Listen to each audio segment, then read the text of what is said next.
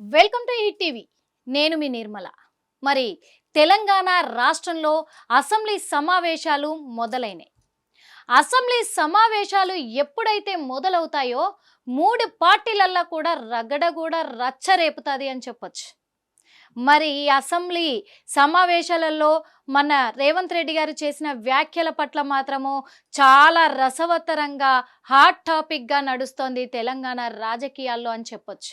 ముఖ్యంగా బీఆర్ఎస్లో ఒక చిచ్చు అంటే పెద్ద మంటే రేగింది అని కూడా చెప్పొచ్చు.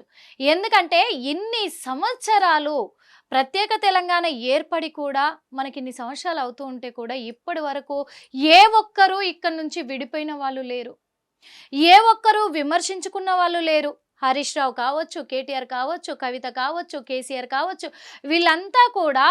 అందులో ఇంకో పాత్ర సంతోష్ కుమార్.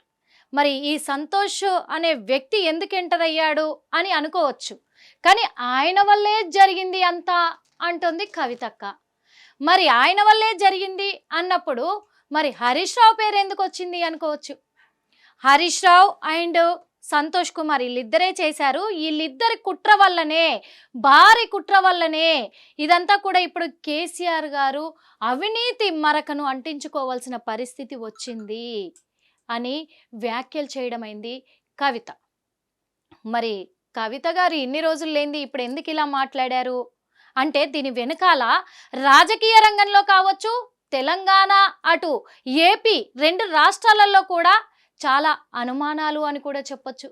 ఎందుకంటే గత కొంతకాలంగా మనం చూస్తున్నాము, బీఆర్ఎస్ ఓడిపోయి కాంగ్రెస్ ఏర్పడ్డ తర్వాత, కాంగ్రెస్ ప్రభుత్వం ఏర్పడ్డ తర్వాత చాలా జరుగుతున్నాయి బీఆర్ఎస్లో. ప్రజలు కూడా అన్నారు ఇంకా బీఆర్ఎస్ పని ఖతమైంది, ఇంకా పుంజుకోలేదు, కేసీఆర్ గారికి వయసు అయిపోయింది, ఇంకా ఆయన బీఆర్ఎస్ నుంచి సీఎం సీట్లో కూర్చోలేరు అని చెప్పేసి. కానీ ఆయన పెద్ద అయినా కదా, ఎంతైనా అనుభవస్తుడు కదా, చాలా వ్యూహాలుంటాయి, పద్మ వ్యూహాలుంటాయి అక్కడ. మరి అవెందుకు ఆలోచించలేదో అర్థం కాలేదు. కానీ ఇప్పుడు అందరికీ ఈ అనుమానాలు వ్యక్తమవుతూ ఉన్నాయి. అటు రాజకీయ రంగంలో, ఇటు ప్రజల్లో, అన్ని విషయాల్లో కూడా ఎందుకు ఇలాంటి అనుమానాలు వ్యక్తమవుతున్నాయంటే ఈ బీఆర్ఎస్ పార్టీ ఎప్పుడైతే ఓడిపోయిందో, ఓడిపోయిన తర్వాత నుంచి కవితక్క మళ్ళీ జాగృతి, తెలంగాణ జాగృతి అని సపరేట్గా అక్కడ పార్టీ ఆఫీసును కూడా ప్రారంభించి జెండా ఆవిష్కరణ చేసి మరి ఆమె వైపు చాలామందిని తిప్పుకొని ఆమె ప్రత్యేకంగా సపరేట్గా తెలంగాణ బీఆర్ఎస్ భవన్కి రాకుండానే ఆగిపోయి మరి ఆమె మొత్తం కూడా తన ఇంటి సమక్షంలో, తన పార్టీ ఆఫీసు సమక్షంలోనే ఏ ప్రెస్ మీట్లు చేసినా, ఏ సభలు నడిపించినా, ఏ నిరసనలు తెలియజేసినా అక్కడి నుంచే ప్రారంభిస్తూ వచ్చారు. కాబట్టి జనాలకు అనుమానాలు వ్యక్తమైనవి. అంటే సపరేట్గా పార్టీ పెట్టబోతున్నారా అని చాలామంది క్వశ్చన్ చేసిన వాళ్ళు కూడా ఉన్నారు. నేను ఇప్పటికీ బీఆర్ఎస్ పార్టీయే అంటున్నారు కల్వకుంట్ల కవిత. కానీ ఇప్పుడు తను అమెరికా పర్యటన ముగించుకొని 15 రోజుల తర్వాత ఇక్కడికి తిరిగి రావడం జరిగింది. ఇదే సమక్షంలో, ఇదే సమయంలో అక్కడ అసెంబ్లీ సమావేశాలు జరుగుతూ ఉన్నాయి.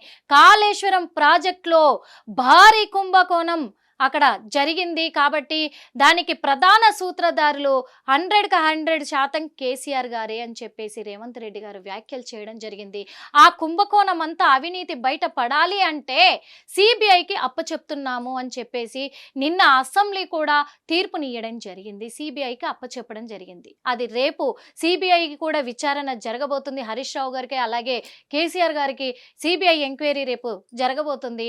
కానీ ఈ ప్రకటన ఎప్పుడైతే చేశారో, రేవంత్ రెడ్డి చేసిన వ్యాఖ్యల పైన ఎప్పుడైతే ఇవి బయటికి వచ్చాయో వెంటనే మరి అమెరికా పర్యటన ముగించుకొని ఇక్కడ కల్వకుంట్ల కవిత గారు ప్రెస్ మీట్ పెట్టి ఒకటే మాట చెప్పారు.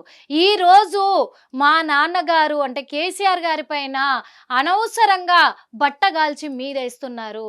ఈ బట్టగాల్చి మీదేయడానికి గల కారణాలు, ఆయన ఇలాంటి అవమానాలను ఎదుర్కోవడానికి గల కారణాలు హరీష్ రావు గారు, సంతోష్ రావు అని చెప్పేసి కూడా కల్వకుంట్ల కవిత గట్టిగా చెప్పారు ప్రెస్ మీటు సభాముఖంగా, మీడియా ముఖంగా.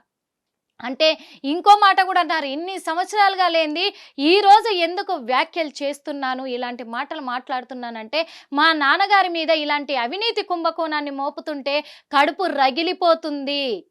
నేనేమో కుందేలు పిల్లను కాదు, కేసీఆర్ బిడ్డని అని చెప్పేసి కూడా సవాళ్ళు చేయడం జరిగింది. మరి ఇక్కడ చాలా మందికి అనుమానాలు ఎక్కడ వ్యక్తమవుతున్నాయో తెలుసా? అంటే అనుమానాలు వ్యక్తమవుతున్నాయా లేదా పక్కన పెడితే, కానీ జరగబోయేది ఇదేనేమో అనిపిస్తుంది. ఏంటంటే కూడా తను ఎలాగో బీఆర్ఎస్ నుంచి బయటికి రావాలి అనుకున్నారు. ఇది వాస్తవం. అది బీఆర్ఎస్కి తెలుసు, బీజేపీకి తెలుసు, అటు కాంగ్రెస్కి తెలుసు, ఇటు కవిత గారికి తెలుసు. వాస్తవంగా అక్కడి నుంచి బయటికి రావాలనుకున్నారు కాబట్టే తను బీఆర్ఎస్ భవన్లో అడుగు పెట్టడం లేదు. ఇది అందరికీ క్లియర్. ఇంకొక విషయము, ఆమె జాగృతి పార్టీని ఏర్పరచుకోవాలి. జాగృతి పార్టీని తను అనౌన్స్మెంట్ చెయ్యాలి కాబట్టి, ప్రకటించాలి కాబట్టి ఇక్కడ నుంచి సస్పెండ్ అవ్వాలి. ఇక్కడ నుంచి సస్పెండ్ అవ్వడానికే తను పన్నుకున్న వ్యూహం ఇది అనే విధంగా కూడా అనుమానాలు వస్తున్నాయి. ఎందుకంటే ఇక్కడ హరీష్ రావు గారిని ఎప్పుడైతే ఈ మాట ప్రెస్ మీటు సభాముఖంగా అన్నారో వెంటనే మరి హరీష్ రావు గారి తరఫున పెట్టిన ట్వీట్ పోస్టులన్నిటిని కూడా కేటీఆర్ కూడా రీపోస్ట్ చేయడం జరిగింది ట్విట్టర్ వేదికగా. ఎందుకంటే మరి హరీష్ రావు గారు ఆరడుగుల బుల్లెట్, ఆయన లేనిదే బీఆర్ఎస్ పార్టీ లేదు. కేసీఆర్కి చేదోడు వాదోడుగా ఉండి కుడి భుజంగా పనిచేసిన ఆయన మీద ఇలాంటి వ్యాఖ్యలు చేయడం నేను ఖండిస్తున్నాను అని చెప్పి కేటీఆర్ గారు కూడా మరి ట్విట్టర్ వేదికగా స్పందించడం జరిగింది. ఈరోజు మరి కేసీఆర్ గారి పైన అలాగే హరీష్ రావు గారి పైన కూడా సిబిఐకి అప్పచెప్పడంలో, కాళేశ్వరం కుంభకోణం పైన సిబిఐకి అప్పచెప్పడంలో కూడా మరి కేటీఆర్ గారు నిన్న ఒక అనౌన్స్మెంట్ చేశారు, ప్రకటన చేశారు, అందరికీ ఆదేశాలు జారీ చేశారు. జిల్లాల వ్యాప్తంగా రాష్ట్ర వ్యాప్తంగా బీఆర్ఎస్ పార్టీ కార్యకర్తలు అందరూ కూడా ధర్నాలు చేపట్టాలి అని చెప్పేసి కూడా ఆయన ప్రకటించడం జరిగింది. ఆయన మేరకే ఈరోజు చాలా మంది మరి అక్కడ ధర్నాలు నిర్వహించబోతున్నారు. అలాగే మరి కవిత గారిని పార్టీ నుంచి సస్పెండ్ చేయబోతున్నారా? ఎందుకంటే ఆమె జాగృతి పార్టీ ఇప్పుడు అనౌన్స్మెంట్ చేసి ఆ పార్టీని ఏర్పరచుకునే అవకాశం, ఆ టైము ఇప్పుడు వచ్చింది అని అందరి అనుమానాలు. వచ్చిందే అనుకోవచ్చు వాస్తవంగా. మరి జాగృతి పార్టీని అనౌన్స్మెంట్ చేయబోతున్నారా త్వరలో కవిత గారు? ఎందుకంటే ఇక్కడ జూబ్లీ హిల్స్ ఎన్నికలు ఉన్నాయి, అలాగే స్థానిక ఎన్నికలు ఉన్నాయి, రెండు రాబోతున్నాయి. కాబట్టి ఇదే కరెక్ట్ టైం అని చెప్పేసి ఈ టైంలోనే తన పార్టీని ఏర్పరచుకోవడానికి, పార్టీ పేరు ప్రకటించుకోవడానికి సందర్భం ఇదే అనుకొని కరెక్ట్ సమయాన్ని ఎంచుకొని వాళ్ళ పైన ఇలాంటి వ్యాఖ్యలు చేశారా? ఇవన్నీ కూడా తేలాల్సి ఉంది. మరి వీటిపైన ఇన్ని జరుగుతున్నా కేసీఆర్ గారు ఎందుకు స్పందించడం లేదు? మరి అంత పెద్ద ఆయన ఎందుకు స్పందించడం లేదంటే ఈ వ్యూహం అల్లేది మొత్తం బీఆర్ఎస్లో భాగంగానే ఈ వ్యూహాన్ని ఏర్పరిచారా అనే కోణంలో కూడా అనుమానాలు అయితే వస్తూ ఉన్నాయి. మరి ఈ అనుమానాలు నిజమా కాదా అనే కోణంలో మనము వేచి చూడాల్సి ఉంది. మరి ఇది ఎంతవరకు వెళ్ళబోతుందో చూడాలి. రేపు సిబిఐ ఎంక్వైరీ ఉంది కేసీఆర్ గారికి, హరీష్ రావు గారికి. మరి హరీష్ రావు గారి నియోజకవర్గ ప్రజలు మాత్రం ఆయన 6 అడుగుల బుల్లెట్, ఆయన మీద ఇలాంటి నిందలు వేయడం కరెక్ట్ కాదు. కవిత గారు, ఇన్ని రోజులు మీరు బీఆర్ఎస్ పార్టీలో ఉన్నారు కాబట్టి మేము మీకు గౌరవం ఇచ్చాము అని చెప్పేసి అన్నారు. ఇప్పుడు మీరు మళ్ళీ బీఆర్ఎస్ పార్టీలోనే నేను ఉన్నానని చెప్పుకునే అర్హత మీకు లేదని చెప్పేసి కూడా బీఆర్ఎస్ నాయకులు, కార్యకర్తలు చాలా గట్టి వార్నింగ్ ఇవ్వడం జరిగింది. ట్విట్టర్ వేదికగా పోస్ట్ కూడా పెట్టడం జరిగింది. ఇలాంటి వ్యాఖ్యలే చేస్తే గనక పార్టీ నుంచి ఖచ్చితంగా సస్పెండ్ చేసేస్తాము, అదే కాకుండా పార్టీ నుంచి బహిష్కరించడమే కాకుండా ఆమె దిష్టి బొమ్మలను కూడా తగలబెట్టబోతున్నాము అని చెప్పి ప్రకటన ఇచ్చారు. ఏది ఏమైనప్పటికీ మరోపక్క బీఆర్ఎస్, బీజేపీ కూటమి కాబోతున్నాయని కూడా తెలుస్తుంది. మరి హరీష్ రావు గారి పైన చేసిన ఈ వ్యాఖ్యలకు హరీష్ రావు గారు మరి బీఆర్ఎస్ నుంచి తప్పుకొని బీజేపీలోకి వెళ్ళబోతున్నారా? ఇటు మరి వ్యాఖ్యలు చేసిన కవితను మరి బీఆర్ఎస్ పార్టీ సస్పెండ్ చేయబోతుందా? మరి సస్పెండ్ చేస్తే మాత్రము మరి వెంటనే మరి కల్వకుంట్ల కవిత గారు తెలంగాణ జాగృతి పార్టీని మరి ఏర్పరచబోతున్నారా? పార్టీని ప్రకటించబోతున్నారా? ఇవన్నిటిపైన చాలా అంటే చాలా క్యూరియాసిటీగా ప్రజలు కూడా ఎదురు చూస్తూ ఉన్నారు. అలాగే పార్టీలు కూడా ఎదురు చూస్తూ ఉన్నాయి. ఏమనంటే మరి కేసీఆర్ ఎలాగో స్పందించలేదు, కేటీఆర్ ఏం స్పందించబోతున్నారు? మరి సొంత చెల్లెలు కదా, గతంలో కూడా కొన్ని రోజుల క్రితము చాలా వ్యాఖ్యలు వచ్చినాయి. అక్కడ జగన్ షర్మిల టైపే ఇక్కడ జరగబోతుందా తెలంగాణలో కూడా, మరి కేటీఆర్ వర్సెస్ కవిత అనే విధంగా జరగబోతున్నాయా అనే కోణంలో వ్యాఖ్యలు వినిపించాయి. మరి అవి నిజం కాబోతున్నాయా, లేకపోతే ఈ రోజు మరి కేటీఆర్ నిర్ణయం తీసుకొని మరి పెద్ద ఆయనతో కేసీఆర్ గారితో చర్చలు జరిపించి కవిత గారిని సస్పెండ్ చేయబోతున్నారా పార్టీ నుంచి? ఇటు బావ వైపు ఉండబోతున్నాడా, ఇటు చెల్లి వైపు ఉండబోతున్నాడా? అంటే ఇక్కడ మనము ట్విట్టర్ వేదికగా కూడా చూసాము, ఆయన లేనిదే బీఆర్ఎస్ పార్టీ లేదు అని చెప్పారు. ఎంతసేపు ఉన్న బావ బామర్దులు కృష్ణార్జునులు అని కూడా పేరు గాంచిన వాళ్ళే కేటీఆర్ హరీష్ రావులు. మరి అలాంటిది ఇప్పుడు కృష్ణుడి వైపు ఉంటున్నారా, లేకపోతే ఇటు చెల్లి వైపు ఉంటున్నారా, కవిత వైపు ఉంటున్నారా? ఎందుకంటే ఎంతైనా రక్త సంబంధము. మరి చెల్లెకి సపోర్ట్ చేయబోతారా?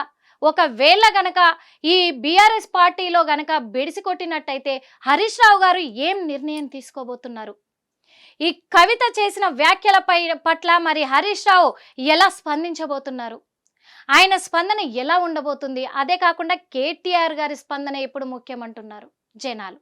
ఎందుకంటే ఇప్పటికే అక్కడ కేసీఆర్ గారు స్పందించకపోవడంతో స్టార్టింగ్ నుంచి కూడా ఇప్పటి వరకు పెద్ద ఆయన ఎందుకు స్పందించడం లేదు, ఆయనే వ్యూహాత్మకంగా కవితను మరి ప్రత్యేక పార్టీని పెట్టించబోతున్నారేమో అనే అనుమానాలు ప్రజల్లో ఏర్పడ్డాయి, అటు పార్టీలలో ఏర్పడ్డాయి, ప్రతిపక్షాల్లో ఏర్పడ్డాయి.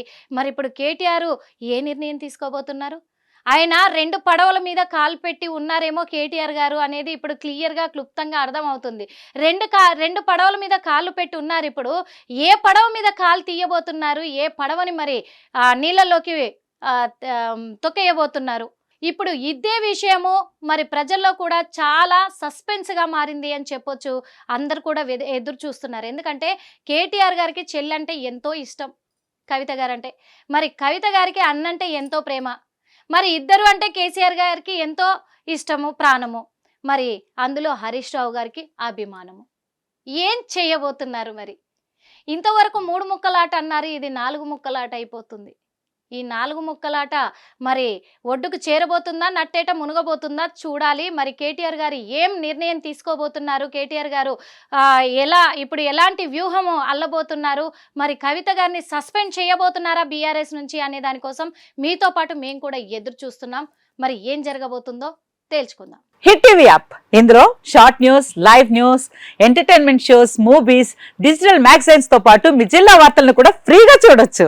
ఇంకెందుకు ఆలస్యం, వెంటనే హిట్ టీవీ యాప్ ని డౌన్లోడ్ చేసుకుని ఫ్రీగా ఎంటర్టైన్మెంట్ పొందండి. Hit TV app. Hit TV app. Please download hit TV app. Hit TV app ని ఫ్రీగా డౌన్లోడ్ చేసుకుని ఎంజాయ్ చేయండి. మీకు నచ్చిన ఎంటర్టైన్మెంట్ కోసం హిట్ టీవీ యాప్ ని ఫ్రీగా డౌన్లోడ్ చేసుకుని ఎంజాయ్ చేయండి. హిట్ టీవీ యాప్ ని డౌన్లోడ్ చేసుకుని ఆస్వాదించండి, ఆశీర్వదించండి. ఇంతమంది సెలబ్రిటీలు హిట్ టీవీ యాప్ ని డౌన్లోడ్ చేసుకోండి అని చెప్తున్నారంటే ఎంత మంచి యాప్ ఆలోచించండి. అమెరికా అమెరికా అమెరికా అమెరికాలో చదవాలనుకునే వాళ్ళకి విశ్వసనీయమైన పేరు మన శౌర్య కన్సల్టెన్సీ. UK లో 1 year masters. UK లో 1 year masters. 2 years work permit up to 5 years visa. Contact Saurya Consultancy. Contact 89851 89851.